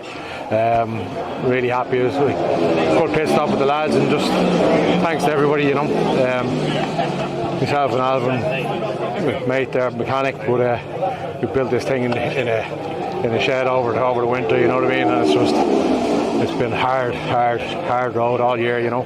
It's only my third ever race on it, believe it or not, but bike's been mint. We've been, you know, I don't know, we blew an engine on Saturday, we blew it on Monday, and we just didn't really know, and thanks to Slick Bass as well, he's been very helpful as well, and just all the team, Trish, Kieran, Des, Alvin. It's hard work for all the boys and girls and the teams to try and get you back out to enjoy your racing. Like it's just a long, and to be honest, like the delays last week kind of helped us. We were kind of just developing, doing stuff all the time, trying to find things, and it kind of really helped us, you know what I mean, because I was confident enough that I could ride the bike. Just once we got it going, we could push on a bit. Now, what time did we do? So let's try and find your last lap was 110. Pit stop 38 seconds. Yeah. So it's 2 seconds slower than Francesco. Yeah. And quite a bit faster than James Hines. So too strong. Yeah, they put in a good pit stop for you, and there's back-to-back podiums the Manx Grand Prix now. Yeah. Are we going to see you here next year? It would be great because you're back-to-back podiums. You're going in the right direction. Hold on, there's another race tomorrow. Oh, of course, mate. Of course. What are you at? But no, to be honest, we're all going to be playing second fiddle to James. Yeah. What a star that the Manx Grand the club have found. Like, you know, him and Nathan. Like, there's the future right there for us. Like, you know, but like I'm an outfielder now at this stage. But I'll keep pushing on. You know, so I'm nearly as old as Chris. Lovely words, mate. Congratulations, and good luck tomorrow. Thanks very much. Cheers. Dave, well done for you, sir. Not bad. 2 years of experience. Try and do a clean sweep here. James, I mean, the disappointment of this morning, put that behind you. An imperious performance on this 250. It's trusty two-stroke, and it got you over the mountain. Were you willing at home? I was absolutely willing at home. Talking to it the whole race, I was, but just so happy, you know, from this morning, and with the engine going like on the other, and just really chuffed. Yeah. Lap record to boot as well. Yeah. Good day, eh? Yeah. Brilliant. Just can't believe it. You're certainly stealing all the headlines here at the festival. I mean, 2 weeks ago, did you ever think you'd be in the position you are in now? I knew I'd be going a bit better because this bike's obviously, I think it's got another 20 brake on what I did last year. Like, so I knew I should do a bit better, but wasn't expecting this. Made up. So, pint of milk tonight, ready for tomorrow's racing. Yeah. You've got 2 big ones. You've got to fancy your chances. Yeah, I'll try my hardest. Yeah. Well done, mate. Congratulations. Thank you. Very well done. So there's your. Oof! Almost shinned myself there. We'll move out the way for the photographers. I'll give you an update on the ultra lightweight class, which is reaching its climax. Although it has, in fact, fairness, after the pit stops have spread out a little bit now. Lancelot Unisart is leading at Ramsey 26 seconds ahead of Daniel Ingham, who is in fact turn only 3 seconds of Tom Snow, so that's quite close. 26 seconds behind Tom Snow is Alex Sinclair. Lloyd Collins is 5th, 15 seconds behind, and Bradley Hughes is still going. In fact, he's picking his times up now. His sector times are back up on the pace, so he had a very bad second lap with Bradley Hughes after he'd been leading, but he's still in there now. 7th place for Bradley Hughes. Sebastian Witt's just taking 6th. So that's your first 7 at Ramsey last lap. Cheers, Nick. We'll run through the finishes at the grandstand for this 3-lap lightweight race. James Hind, Francesco Coringa, Butler 3rd, Chris Moore secures in 4th place, Brad Vickers 5th, David McConaughey 6th, Michael Rees after that poor pit stop, he's down to 7th. He's ahead of Paul Wardell, David Quine, Mark Colvin rounds out the top 10. But Darrell Tweed, Jamie Edwards and Renzo van der Donk are the 13 riders we've had across at the grandstand.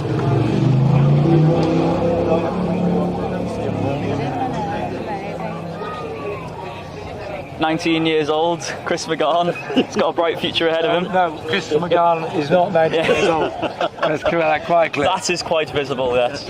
He's actually 50 years older than that. Yeah. It's a remarkable performance, to be honest. You're talking of some extraordinary special riders who have achieved that at that age. Yeah. I think it's fair to say he's got a bright future, Chris, eh? Definitely. And he's such a nice lad as well. Yeah, lovely, unassuming. He's not gobby, is he? He's sort of loud about it. It seems quite a shy lad for Yellow Belly. That's like Yellow Belly from Lincolnshire. But last year, Chris Barrett sort of picked him to ride Chris's bike, which is a beautiful bike, and he rode very, very well last year, didn't he? So, and I'm surprised he's come on as fast as he has. To be honest, I thought he'd be good, but this is quite amazing. The lap record, let's not forget the lap record, about 116. 16 on a 250. That's including slowing down into the pits. Fact, yeah. Right, we'll leave you to... Well, we're going to be, I mean, I'm following the lightweight. They're not even at the bungalow yet, so you'll be even colder by the time they come in. We'll leave you to it. On that note, we'll leave you to enjoy the action. We'll be back with you in the winners' enclosure when the ultra lightweights are here.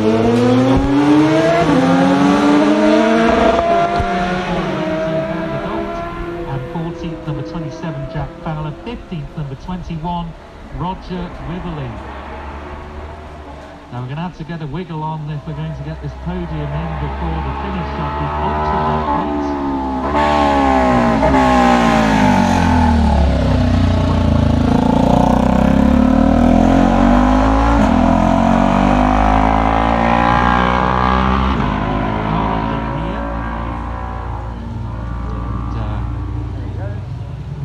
Got the ultra lightweights at the bungalow. The first two are there on the road, and that's 66 Daniel Ingham and 64 Alex Sinclair. And while they are gathering, we'll hurry things along, I think. And here is the fanfare.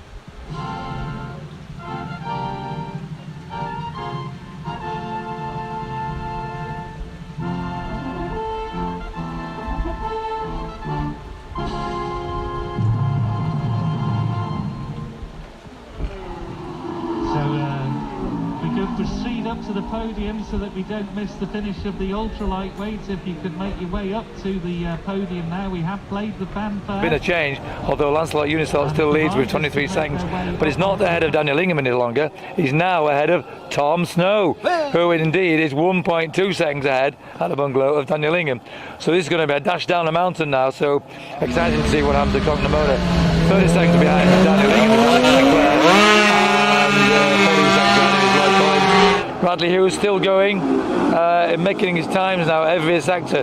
So I don't know what the problem was halfway through the race as in lap 2. We'll no doubt find out, but that's where we are right now, bungalow, last lap. And just a quick update on the lightweight a bit further down the leaderboard. We had a couple more riders coming up the return lane. Jack Fowler, 14th, Roger Wibberley, 15th, Gavin Brown was 16th, Pete Murray, 17th, Wayne Axon, 18th, James Ford was 19th, Stephen Horn rounds out the top 20, Ray Maloney 21st, and Veronica Hankachova is in 22nd. We've got Mike Mims rounding out the top 23 and 23rd. Tommy Henry's through the Cronknamona, and he should be the next rider across the line. And your Manx Grand Prix Supporters Club lightweight winner.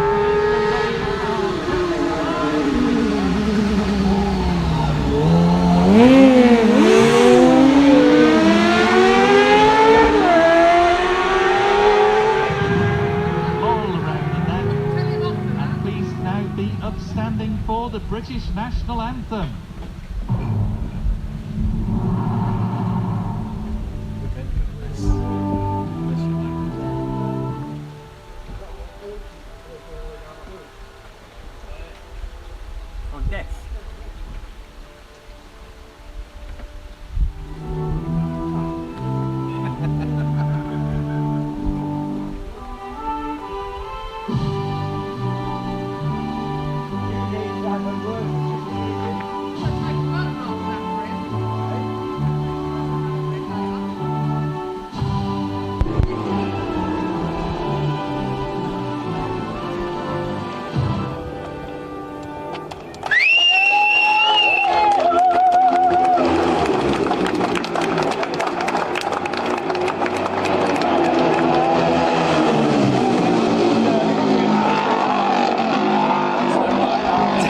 Dave Butler's face there.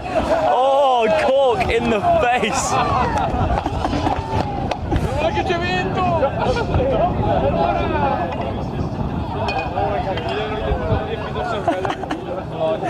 Dave Butler's having the time of his life up there, corking the side of the face of the race winner.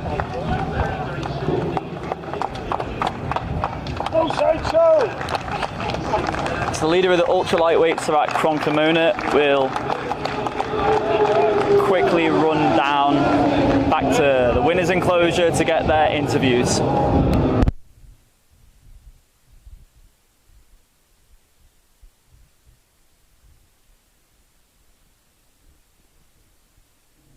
Finishes the last lap of 101.7 for Sinclair.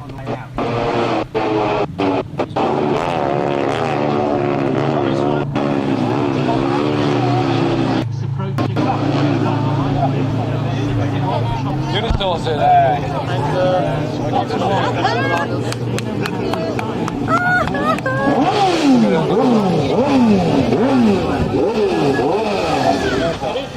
Where's the down?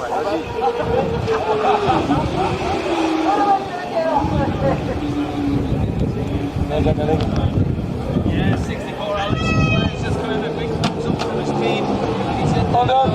Tom Snow.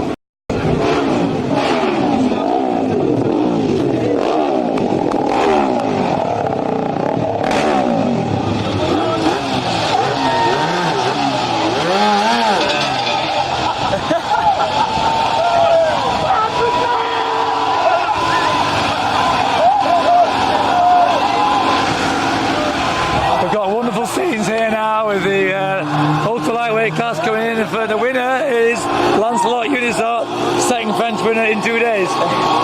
He can't do a burnout, but he can ride a bike, that's for sure. Second is Tom Look at the Snow. emotion. Second is Look Tom at Snow. the emotion. Third is Alex Sinclair.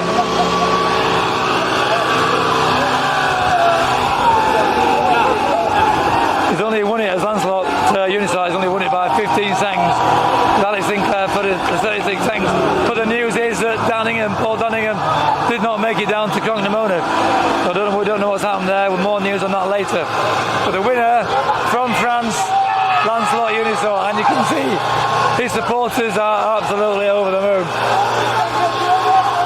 The leading margin was 15 seconds from Tom Snow, with Alex Sinclair third, 36 seconds back.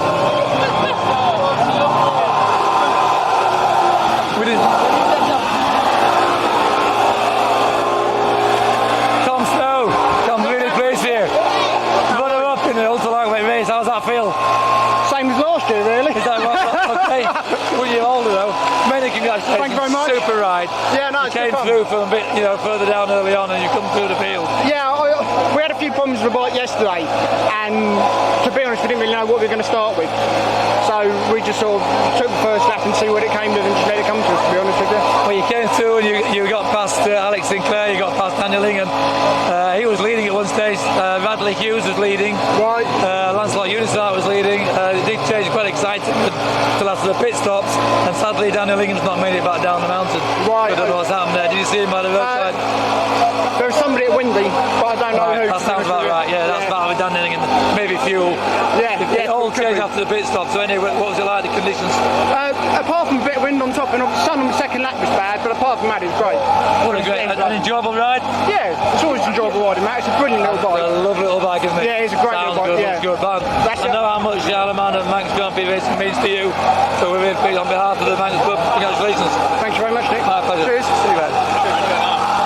I'll have a chat with the runner-up. That was a runner-up. Tom Snow. Third place, Alex Sinclair. Tom Snow, what's the Yeah, well, Tom Snow. Alex Sinclair, third place. Magnificent ride on that. How was that for you? Yeah, and another third place. I think that's our fourth one now.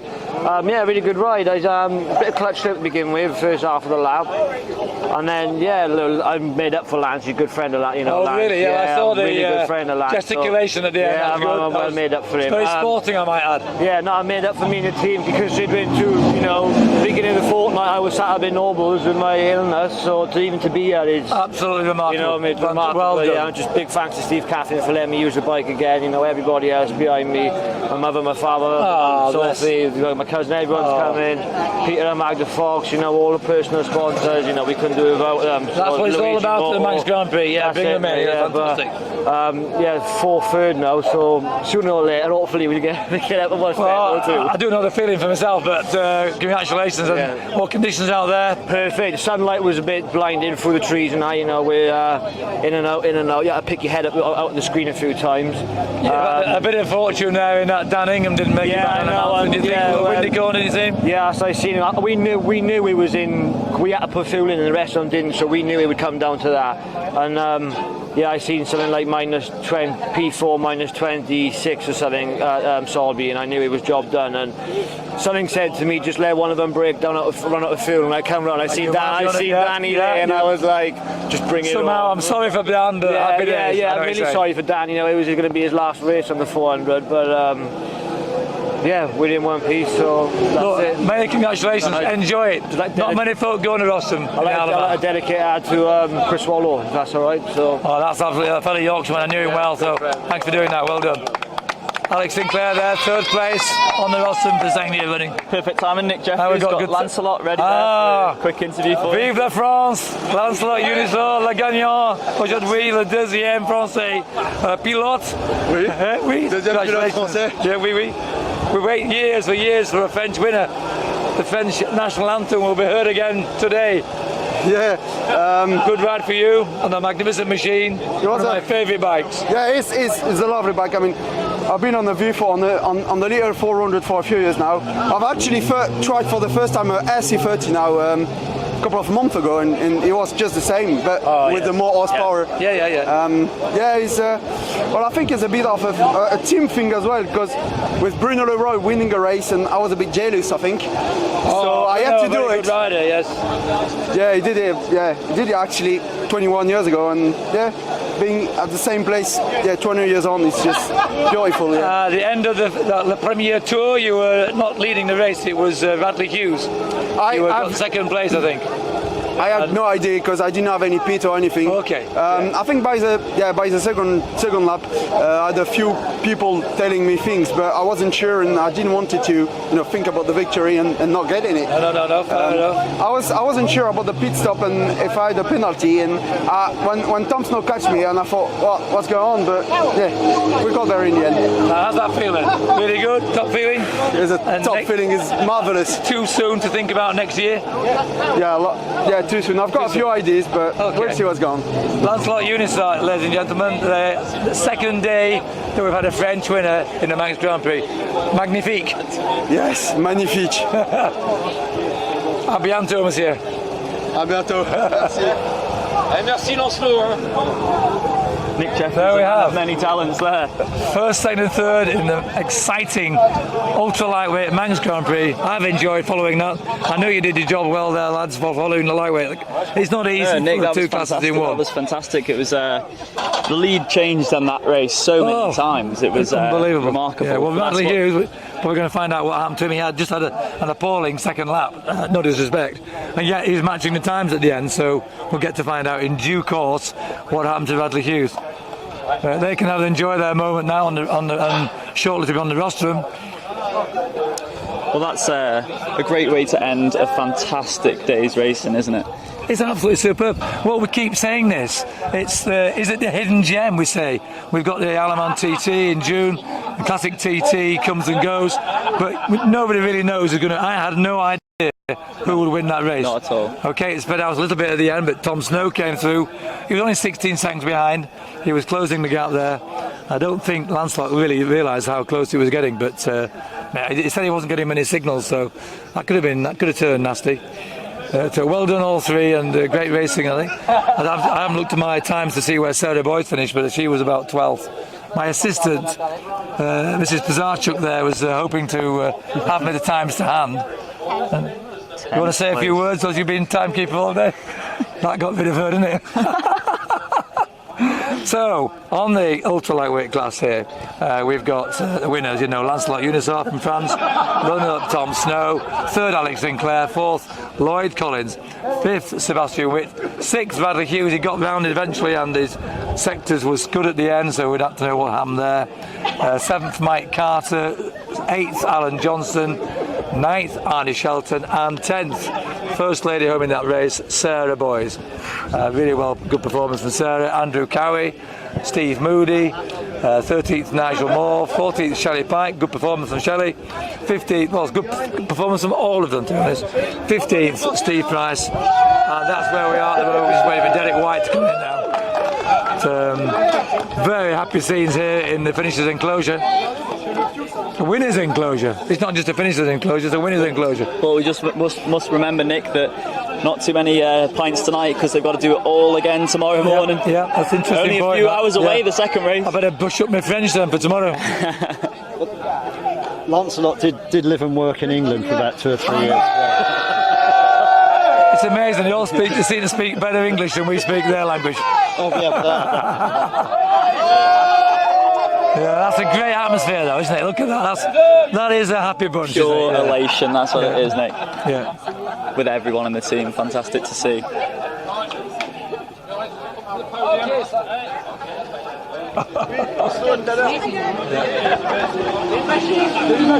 So we've still got a couple of riders coming past the grandstand. This lot will be wheeling the bikes over towards the podium for their ceremony for the ultra lightweight race. The garlanding ceremony is now. That's it. Garlanding ceremony, yes. It's been a long day, Sam, hasn't it? We've been hard at this, haven't we? It's been a long day. You can tell from my voice. You need a hot toddy tonight, mate. Yeah, I think your mother will be pouring the honey down me. Bless her.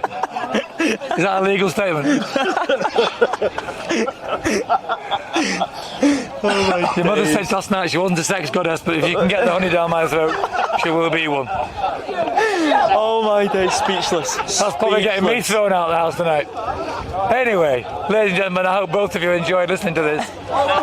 We've enjoyed giving this this race to you, and I think it's gone on to serve yet again another exciting race, particularly a new lap record. Second day running with a French winner, which is fantastic. We love the French. We're just saying that to keep Lancelot happy. Didn't think much of an 18:15 at the Battle of Waterloo, but things have got better since then. You are getting all these in, aren't you, before the end, mate? Oh my word. Oh, Nick Jeffries. Yes, we're still on, Nick. Yeah. Disappointed, disappointed but not surprised, I think is the phrase. Oh dear, dear, dear. Mrs. Barr's going to be throwing me out an eviction notice tonight. I've had the premature ejaculation earlier, now I've got an eviction notice. So, let's hope the corks don't go off too soon tonight. Speechless, mate. Speechless. Yeah, for those that weren't listening earlier, Paul Andy Farrell on the rostrum had just as the national anthem was being played for James Hine. No, for Nathan Harrison. For Nathan Harrison, I do apologise. Yes, for the Manx national anthem. O land of our birth. Thank you. Off went the corks. Nothing to do with Andy Farrell. And you missed it before that Dave Butler popped the cork and hit James Hine straight in the face. Oh, really? Straight in the face. And anyway, let's see if the Boy Scouts survived this one. Or in this case, the Girl Scouts, I think. The Boy Scouts have suffered quite badly with champagne this last couple of days. And here they go, up the rostrum. For some, this is a once-in-a-lifetime moment to go up on the rostrum and experience what it's like to stand in front of the adoring fans. And there's still a good turnout of fans waving to them now. Even that at 8 o'clock at night. We've had a long day here, but there's still a lot of folk to see this event. It's getting a bit darker. That doesn't seem to matter, does it? Not at all. No. Alex Sinclair getting his applause. Yeah, Linda George there. I think she's been looking forward to doing that.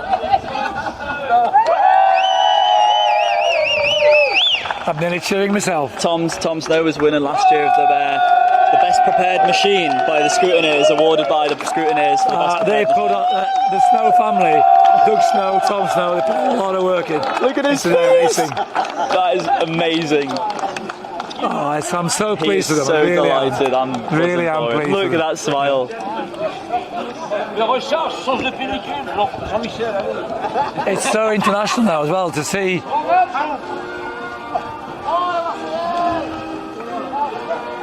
Bring the mic.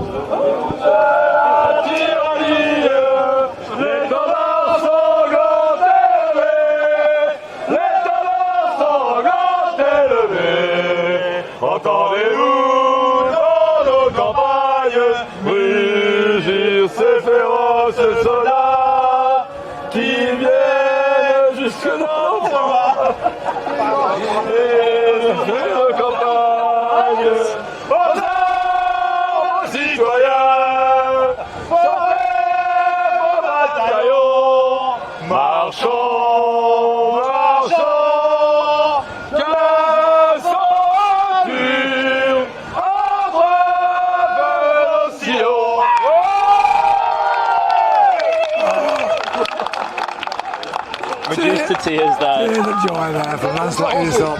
And do you know that's, ladies and gentlemen, that's made it really special for me to hear that. What it means. What it means. Yeah. Well, that beautiful national anthem absolutely obliterated.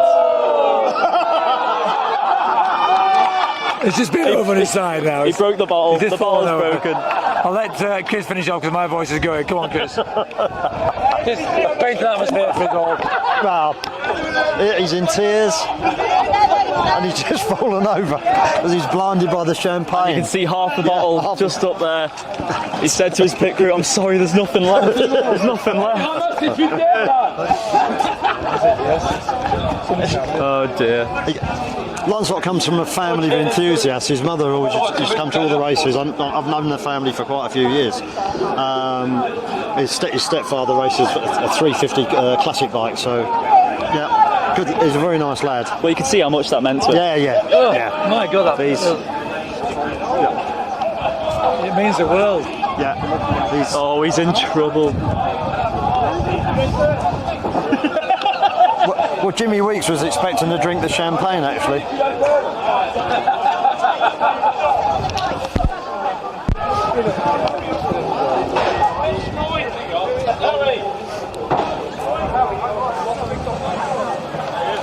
So, Chris McGahn, let's wrap this up for today.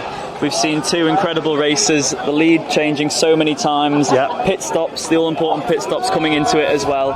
We've had incredible talents, James Hind, Lancelot Unisol. I mean, they're young pretenders, aren't they? But they've certainly showed their worth today. They definitely have. I mean, we always say it's a young man's sport, but there's been a tendency really in the Manx Grand Prix for the riders to be not 16, 17, 18, but I mean, James is 19. And riding with such maturity, you know. And after the setback of this morning, he sort of kicked himself and then just got on with the job again. And unfortunately, tomorrow is the last day of the Festival of Motorcycling, brilliantly named the Manx Grand Prix. You're not right there. The last day of the Festival of Motorcycling starts Sunday at the trial. Oh, yeah. The last day of the Manx Grand Prix tomorrow. Just to let you know, if you hadn't do you know anyone who's in the trial? There's not many important people in that trial for sure. Just quite a few impotent people, not many important ones.